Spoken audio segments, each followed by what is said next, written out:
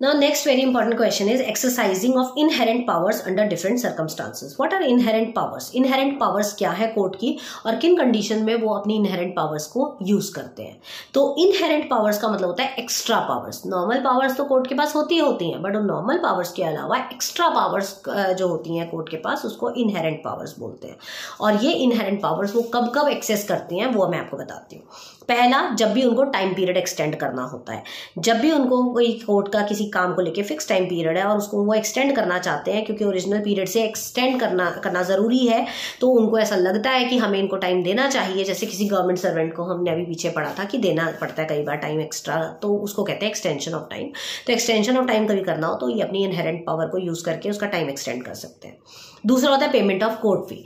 किसी प्लेंट में अगर कोर्ट फी सही तरीके से पेड नहीं होती तो सामान आगे नहीं जाता है या रिजेक्ट होकर वापस आ जाता है. तो उस केस में भी इनको टाइम एक्स्ट्रा देना पड़ता है और वहां पर ये अपनी इनहेरेंट पावर को यूटिलाइज करते हैं. Third is end of justice.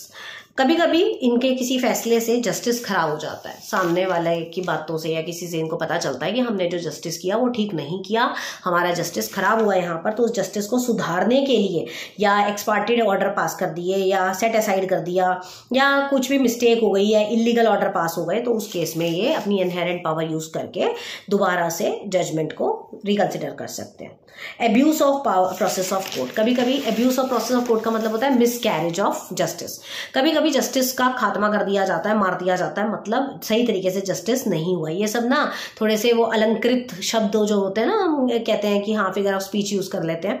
Otherwise simple भाषा में तो यही है कि जस्टिस सही तरीके से नहीं हुआ उनके से, जज ने सही फैसला नहीं सुनाया. तो उस केस में भी ये अपनी इनहेरेंट पावर को यूज करके और उसको रिकंसिडर कर सकते हैं. Then amendment of judgment, decree, order और रिकॉर्ड.